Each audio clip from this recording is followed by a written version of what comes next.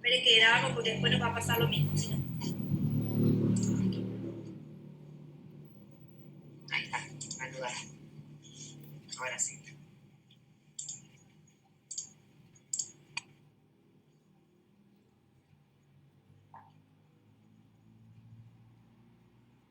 ¿Ahí ven la pantalla? Sí, pero... Sí. Lo último que les digo, que soy pesada para hablar de la organización. Por eso con el doctor Burgaski lo que nosotros, aparte de dividirnos los temas, tratamos de hacerlos cortos.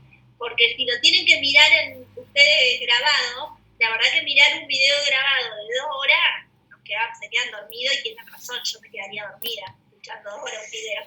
Entonces, la idea es hacerlo corto. Ustedes pueden interrumpir cada vez que lo necesiten, el que quiera consultar algo, hacerlo corto y más o menos como una orientación de lo que nosotros queremos que ustedes estudien, ¿tá?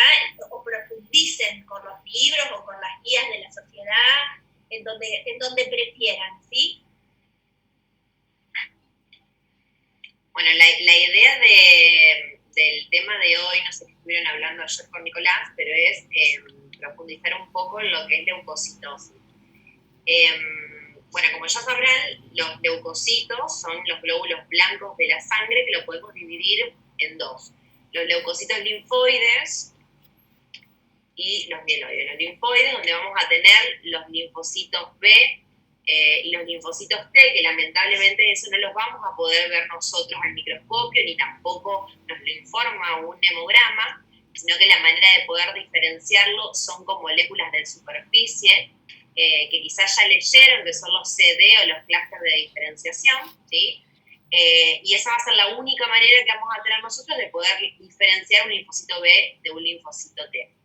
Y después, todos los glóbulos blancos no linfoides, que son los que van a derivar de la célula mieloide multipotencial, donde ahí vamos a tener lo que son los neutrófilos, los monocitos, los eosinófilos y los basófilos, donde esto sí, cada uno va a tener su característica particular, que sí lo vamos a poder diferenciar en un frotí de sangre periférica, e inclusive, como hablamos en la primera clase, por el tamaño y por la complejidad del citoplasma, si tiene gránulos o no, también nos lo va a poder informar un hemograma, por ejemplo, automatizado.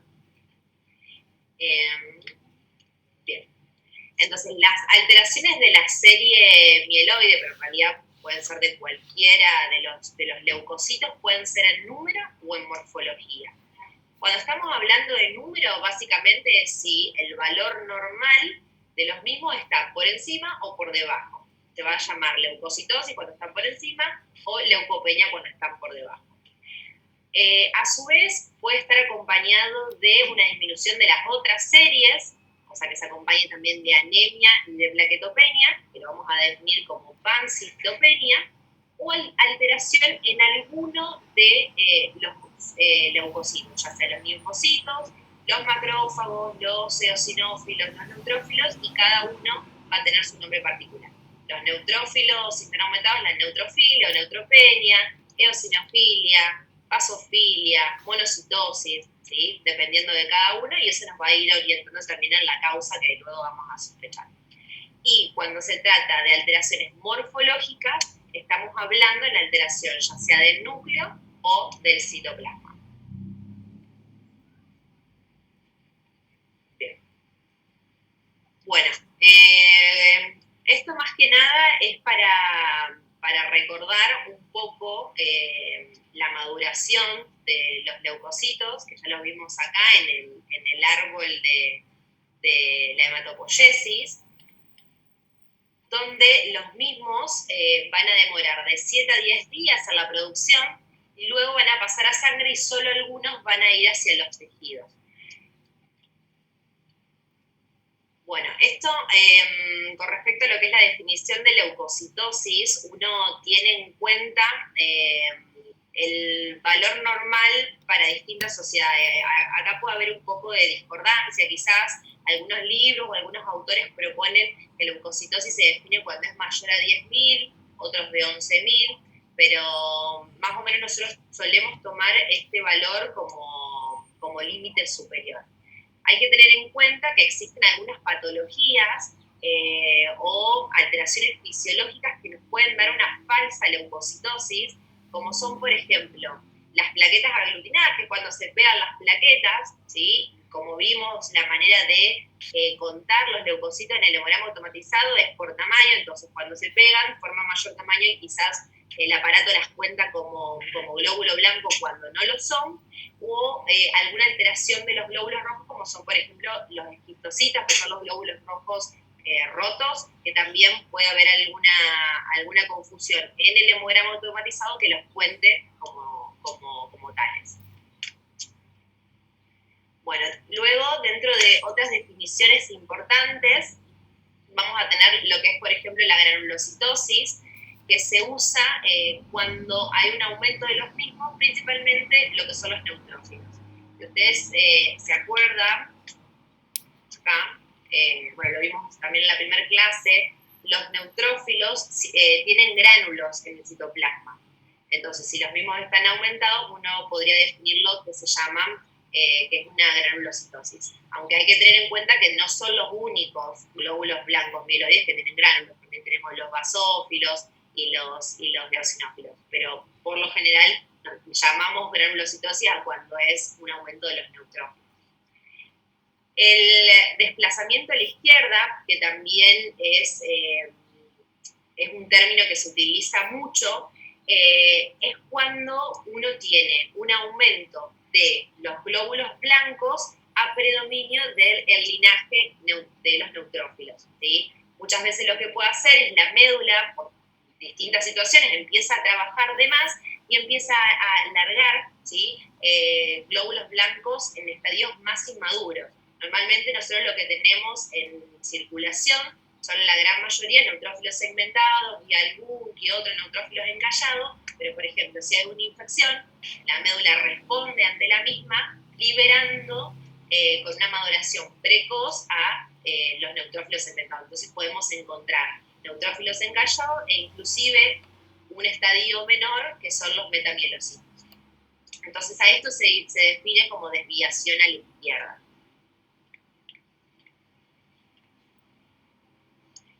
Reacción leucemoide, ¿sí? Es numérico. Es cuando existen más de 50.000 glóbulos blancos, por una causa que sea distinta a una leucemia, ¿sí? También hay muchas situaciones en las cuales lo pueden aumentar, principalmente infecciosas, pero podemos tener otras como fármacos o algunos tumores que también nos pueden dar un aumento de las mismas. Pero lo importante a definir es que reacción leucemoide no es leucemia, sino que se trata de un aumento de los glóbulos blancos, pero no vamos a tener los famosos blastos de la leucemia. E hiperleucocitosis es cuando ya tenemos más de 100.000 glóbulos blancos, que esto ya sí puede tener una repercusión clínica, ¿sí? Y generar como un éstasis en la sangre por la cantidad de glóbulos blancos, y eso puede tener una repercusión, por ejemplo, a nivel de los pulmones o a nivel del corazón, donde se produce, ¿cómo se llama? El síndrome de hiperviscosidad, y que genera distintos síntomas, y esto puede ser muy, muy grave. Esta hiperleucocitosis generalmente sí se produce por alguna enfermedad de médula ósea, por ejemplo, por una leucemia aguda. Es muy raro que tengamos una reacción leucemoide con más de 100.000 blancas, que sean solamente neutrófilos. Y cuando estamos hablando de células inmaduras, a veces liberan sustancias, no es solamente por el número, sino que liberan diferentes sustancias que predisponen a la formación de trombos en vasos chiquitos y se produce el síndrome de hiperviscosidad. Eso sí tiene como un tratamiento principalmente de la enfermedad de base y después un tratamiento específico de esta hiperleucocitosis. Bueno, una vez que nosotros podemos definir que lo que están aumentado dentro de las 3 series son los glóbulos blancos, lo importante es poder definir si estamos frente a células inmaduras o no. Y si estas células inmaduras son blastos o no. Principalmente porque lo que queremos diferenciar de manera rápida es si el paciente tiene una leucemia aguda o no. a una hemopatía maligna.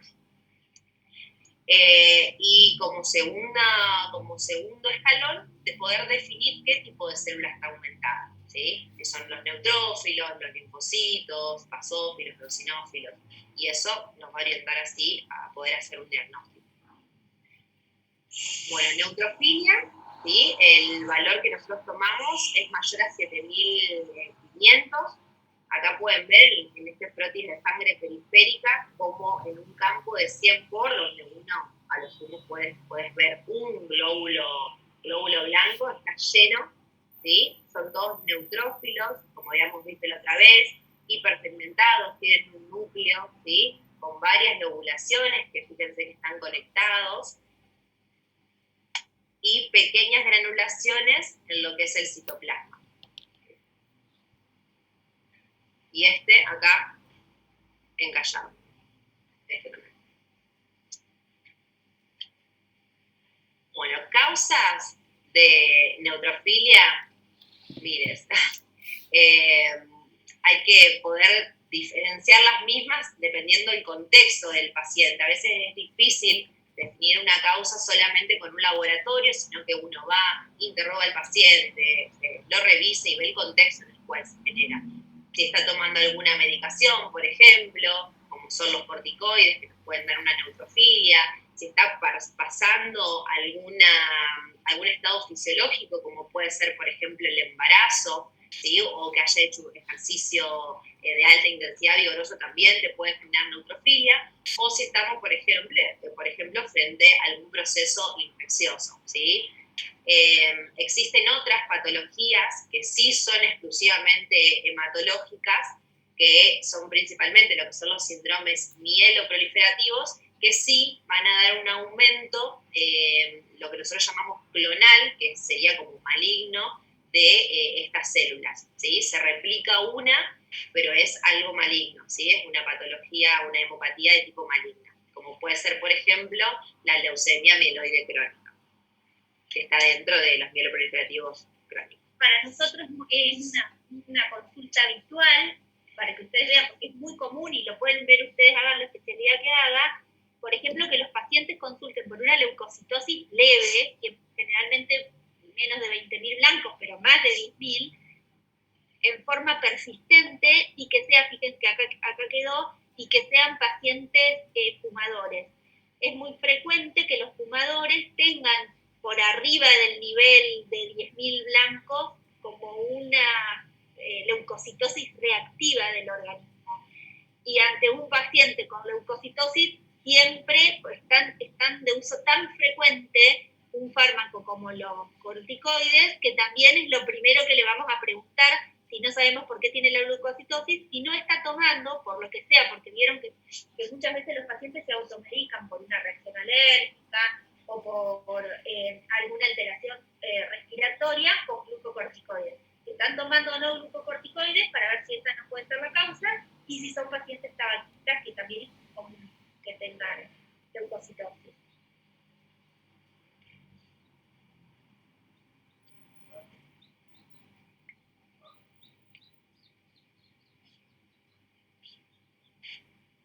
Bien, bueno, y de esta manera poder definir si lo que hay es un aumento en la producción, ¿sí? Autónomo, nosotros llamamos cuando se trata de una patología medular primaria, o reactivo, en respuesta a algún proceso inflamatorio o infeccioso que esté pasando en el organismo, ¿sí? Y la migración disminuida desde los tejidos es lo que hablamos hoy, como parte de esos neutrófilos normalmente pasan a los tejidos, pero puede haber alteraciones, lo que se llama quimiotaxis. ¿Se acuerdan que era cuando pasaban de los vasos sanguíneos hacia los tejidos, que también puede estar alterada, y sea por eso que estén aumentados?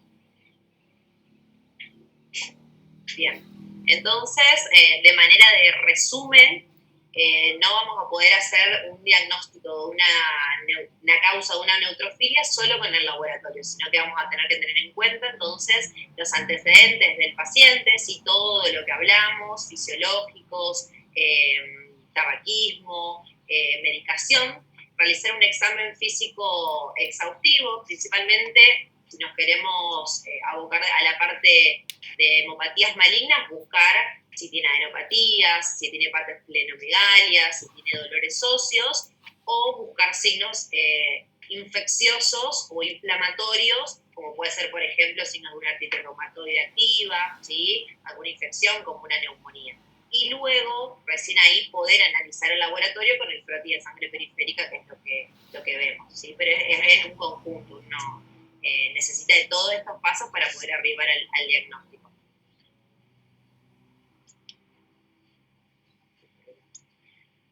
Bien, entonces, una de las primeras preguntas que nos tenemos que hacer nosotros ante un paciente con una neutrofiloleucocitosis es si la condición en la cual está el paciente es una urgencia o no. En sí, el número de los mismos puede estar asociado a patologías más o menos graves, y lo que importa también es el grado y la tasa de aumento. Un número muy elevado puede estar asociado a una reacción leucemoide, a una leucemia o a una hiperleucocitosis, y esto sí puede tener repercusión. Hay que tener en cuenta que uno lo que siempre trata de ver es si el paciente tiene o no tiene una leucemia aguda, que eso obviamente es una urgencia muy importante. Bien, y acá están parte de todos los desórdenes mieloides que uno busca, que no son leucemias agudas, pero que sí son patologías malignas y lo que nosotros llamamos clonales, ¿sí? Hay una hiperproliferación, donde hay una acumulación entonces de todos estos elementos mieloides, ¿sí? Donde acá tenemos, por ejemplo, la leucemia mieloproliferativa crónica, policitemia vera, trombocitosis esencial, que después la vamos a ver con los mieloproliferativos crónicos. Y si estamos frente a una linfocitosis, las patologías que nos den aumento de los linfocitos, como pueden ser los linfomas o la leucemia linfocítica crónica.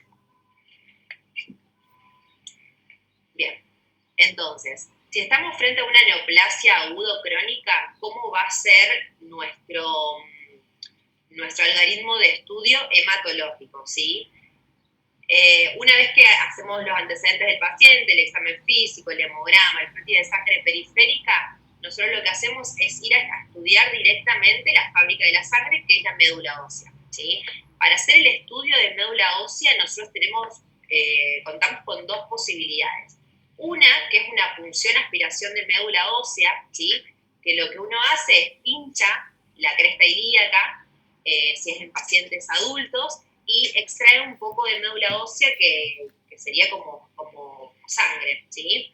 Otra manera de estudiarla, si no, es por una biopsia de médula ósea, que lo que uno hace es extraer un poco de hueso, que adentro hay trabéculas con médula ósea, y eso se manda a analizar anatomía patológica. Lo que podemos hacer con lo que obtenemos de médula ósea en la punción aspiración es, además de mirarlo nosotros al microscopio y hacer lo que es un medulograma, que no es más que contar las células, los progenitora mieloides, linfoides y eritroides, podemos hacer una citometría de flujo. La citometría de flujo nos permite poder ver los distintos clústeres de diferenciación, o sea, los distintos antígenos que tiene cada célula, ¿sí? Y poder diferenciar si es de un linaje del otro, e inclusive cuando las células van madurando también van cambiando esos antígenos de superficie, entonces nos permite saber dentro de la línea, por ejemplo, mieloide, en qué estadios está esa célula, ¿sí? Entonces nos permite saber si tenemos todas las células en todos los estadios madurativos o si hay un stop, por ejemplo, medular, o sea que hay muchas células del mismo tipo, ¿sí? Y poder saber si las mismas son clonales o no. Clonales significa que son todas iguales, ¿sí? Que eso no sería algo normal. Otro de los estudios que nosotros también, aclaro esto, que se hace en líquidos, la citometría de flujo. Es lo mismo que la inmunohistoquímica para lo que es un tejido, que eso es lo que hacemos en médula ósea o, por ejemplo, cuando uno saca una adenopatía. Lo otro que podemos hacer es biología molecular, ¿sí? Que es buscar distintas moléculas que se asocian a una u a otra patología, y el citogenético, que nos permite ver alteraciones, ¿sí? En los cromosomas y más que nada estas dos a nosotros nos sirven, algunas para el diagnóstico y otras para poder estadificar la enfermedad. Y pronóstico. Entonces, esto sería como más específico de la parte hematológica, todos los pasos que nosotros hacemos. Eso es lo que hacemos tanto para las leucemias agudas como para las leucemias crónicas, o los mieloproliferativos o linfoproliferativos crónicos. Bien, pasamos entonces a lo que es leucopenia, ¿sí? Que nosotros también lo definimos como menos de 4.000 leucocitos, esto también a veces puede ser discordante, algunos plantean 3.500, ¿sí? Y lo que es neutropenia, que es una disminución absoluta del número de neutrófilos, ¿sí? También hay discordancia en el valor, algunos proponen 1.500, otros, y también dependiendo de dónde lo lean.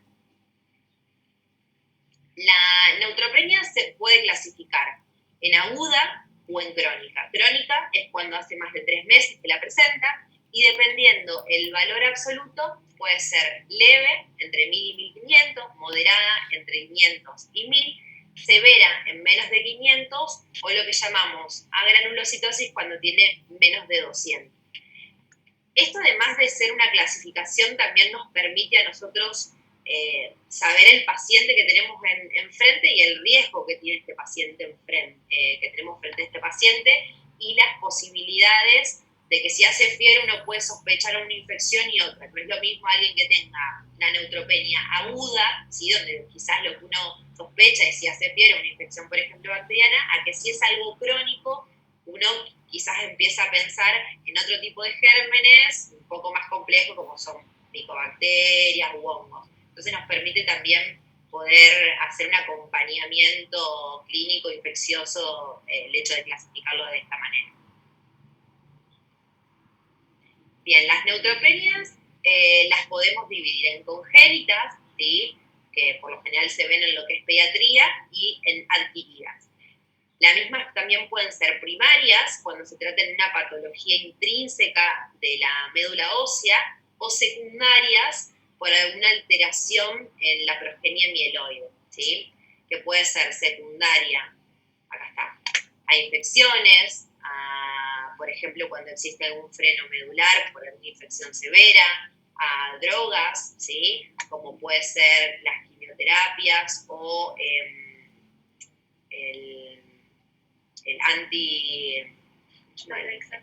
metrotexate y el melatiroide. Bueno, el que se usa para el hipertiroidismo también te puede dar neutropenia. Las drogas, como por ejemplo la cocaína, quizás.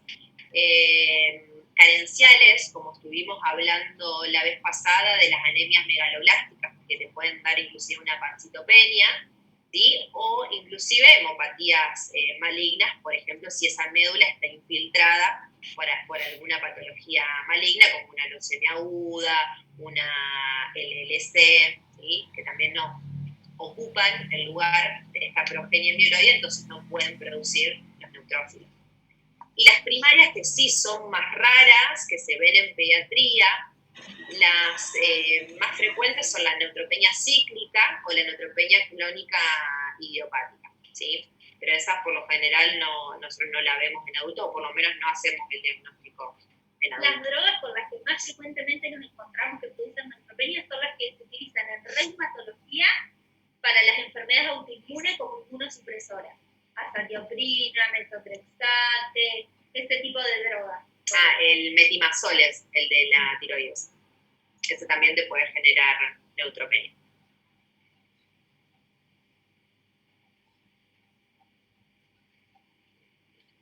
Bueno, eso es con respecto a cómo estudiamos nosotros cuando nos encontramos con problemas de los glóbulos blancos en el laboratorio. Para orientarnos un poquito, porque después ustedes se vuelven locos cuando empiezan a estudiar las leucemias agudas, para orientarnos un poco con el estudio de las leucemias agudas, para nosotros lo más importante es la sospecha que ustedes tengan al diagnóstico. ¿Y cómo van a sospechar el diagnóstico de una leucemia aguda? La sospecha va a ser por las manifestaciones clínicas de la pancitopenia. Si el paciente tiene anemia, va a tener un síndrome anémico. Si tiene plaquetopenia generalmente se va a presentar con sangrados. Si tiene leucopenia, puede venir por una infección que no responda al tratamiento habitual. Entonces, ante esa sospecha, nosotros le pedimos un laboratorio al paciente y si tiene pancitopenia, sobre todo, o no pancitopenia, si tiene leucocitosis con anemia y plaquetopenia, una de las sospechas va a ser la leucemia aguda. Entonces, una vez que, como les decía Florencia, una vez que se encuentran con un paciente con leucocitosis, lo más importante a tener en cuenta son dos cosas que se van a fijar. Si esos leucocitos son de la serie mieloide o linfoide, para dividir de qué estamos hablando, si es síndrome mieloproliferativo o linfoproliferativo, y una vez que y en el mismo momento que sepamos si es de una serie u otra, si esos leucocitos son maduros o inmaduros. Si son inmaduros, vamos a estar que no tiene por qué haber células precursoras inmaduras en sangre periférica. Si yo les pregunto a ustedes qué porcentaje de blastos es normal tener en sangre periférica, ¿ustedes qué me tienen que contestar? Cualquiera. Total, estamos en una charla, ¿no? ¿No es menos del 5 a 10%? No, porque eso... Ninguno, claro. Ninguno. Ese 5-10% de blastos, que es la célula más inmadura de todas, no importa si es la serie... Decimos blasto ¿por qué? Porque el más inmaduro, el precursor más inmaduro de los linfocitos se llama linfoblasto. El más inmaduro de los neutrófilos se llama mieloblasto. El más inmaduro de los glóbulos rojos, eritroblasto o megacarioblasto. Entonces, a todas las células más inmaduras termina con blasto y por eso en general le decimos blasto. Después vemos cuál es. Pero si tiene blastos, o sea, la parte más inmadura que debería estar hasta un 10% en médula ósea, no tiene por qué estar, 0 tiene que haber en sangre periférica. 0 blasto, porque ustedes vieron que cuando Florencia les dijo de la desviación a la izquierda, que generalmente se produce en forma reactiva ante una infección, un tumor o lo que sea, esa desviación a la izquierda llega hasta un nivel, no sé si tenemos la clase, llega hasta un nivel, no llega hasta el blasto, que es el más maduro de todo. Acá. Fíjense que cuando Florencia les dijo que ustedes ven la desviación a la izquierda,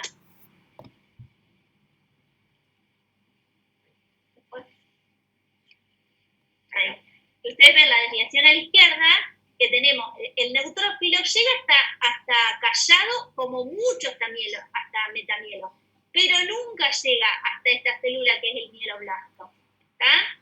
Ni nunca llega tampoco los glóbulos rojos. ¿Se acuerdan que cuando estaba apurada la médula por culpa de alguna anemia por hemólisis o por hemorragia, aumentaban los reticulocitos, pero llega hasta acá, no llega hasta el eritroblasto, ¿está?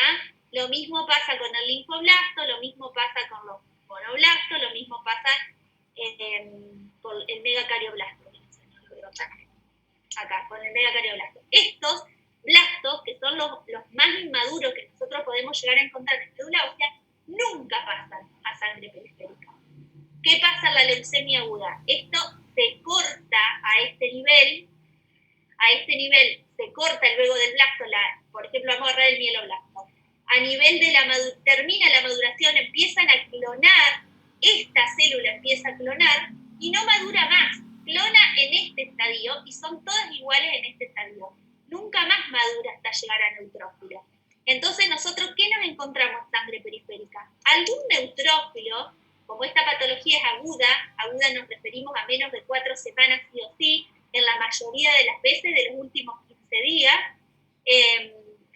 nos encontramos con algún neutrófilo de cuando la médula funcionaba bien y no existía la leucemia aguda, y después directamente este mieloblasto. ¿Está? A eso, fíjense que todo esto, estadios de maduración no aparecen.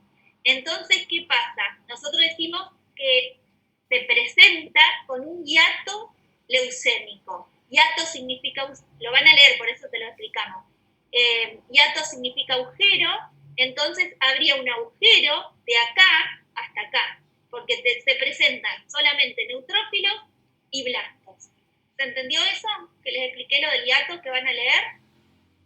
Bien, eso nos habla de que estamos ante la presencia de una leucemia aguda, ¿sí?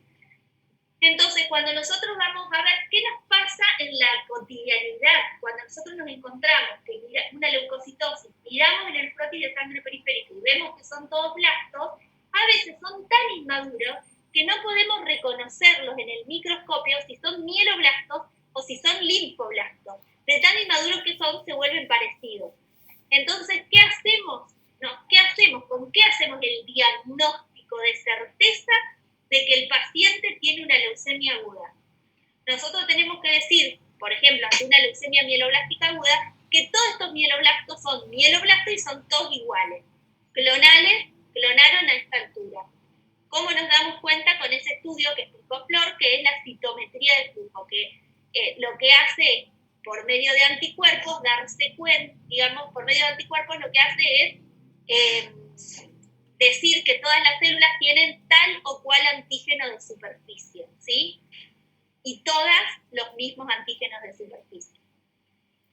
Es un estudio citológico, o sea que lo que me analiza es célula por célula, no analiza tejido. Por eso Flor le decía que se utiliza el líquido, porque nosotros podemos poner líquido pleural, podemos mandar líquido cefalorraquídeo, podemos mandar un medulograma, un aspirado de médula, porque analiza célula por célula, no tejido. Entonces, el paciente cuando consulta, lo importante es que nosotros hacemos el diagnóstico solo mirando en el microscopio de leucemia aguda. El diagnóstico de certeza, y sobre todo del estirpe, es por citometría de flujo, ¿sí? Ustedes van a leer los dos tipos de leucemia que hay. ¿Se acuerdan que decíamos que hay dos tipos ahí? Mieloide. Bueno, tenemos dos estirpes, linfoide y mieloide. O sea que nosotros vamos a tener las leucemias linfoblásticas que salen de esta célula madre y las leucemias mieloblásticas que salen de acá. A la vez, ustedes cuando lean leucemias van a ver que hay diferentes tipos, ¿está? Entonces tenemos 3 tipos de leucemia linfoblástica que solamente es por la forma del linfoblasto al microscopio, no nos interesa para nada, solo nos interesa por citometría de flujo, si estos linfocitos son muy maduros, son linfoblastos ya casi maduros, porque le hacemos un tratamiento diferente. Y nada más, no importa si es L1, L2, como ustedes lo van a leer en los libros. Esa clasificación microscópica no la usamos en la práctica para definir conducta. Claro, para terapia.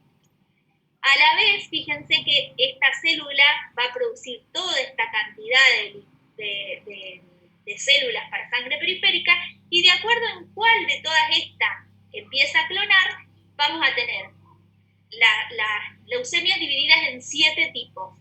Por ejemplo, M0, M1, M2, M3, así hasta M7. La M7 es la que viene del megacardioblasto, pero bueno, no nos interesa. ¿Por qué? Porque el tratamiento va a ser el mismo. Eso es una clasificación nomás para definir de dónde viene la médula. A lo mejor de qué célula viene la leucemia aguda. A lo mejor nos sirva un poco para el pronóstico a nosotros, pero no sirve para el diagnóstico.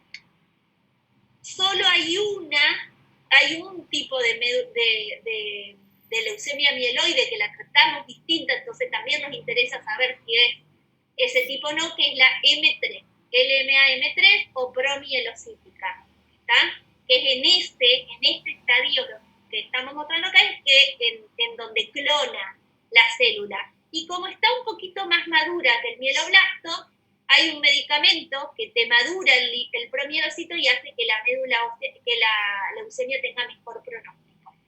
Actúa a nivel del promielocito y lo madura al blasto. Entonces, la leucemia promielocítica aguda tiene mejor pronóstico para nosotros y diferente tratamiento. Es la única que queremos diferenciar.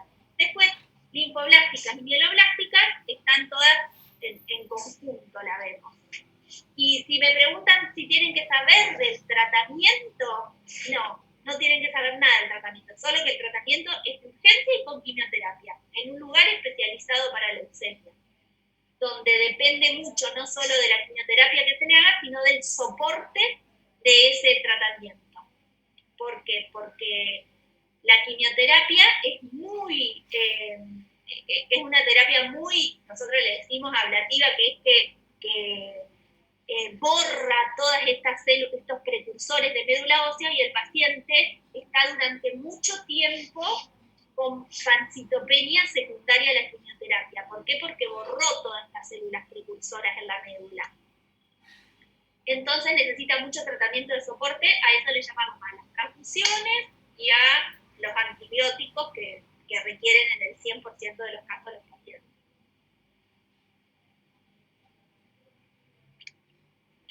Y después de eso, me parece que es suficiente, ¿no? ¿Qué tratamiento quimioterápico le tienen que hacer, tienen que estudiar para hacerlo del paciente? Porque esas son cosas que van variando y no se hacen en lugares que no sean especializados de leucemia 1.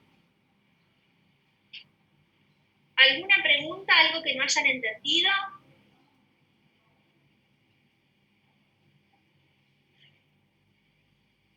¿Les quedó más o menos claro? La idea es que todo esto que nosotros les fuimos explicando lo apliquen después en el taller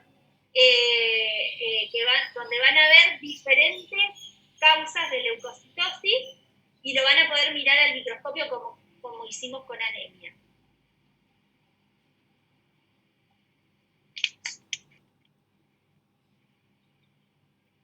Si no les quedan dudas, o si quieren dejo de grabar y me preguntan las dudas ahora.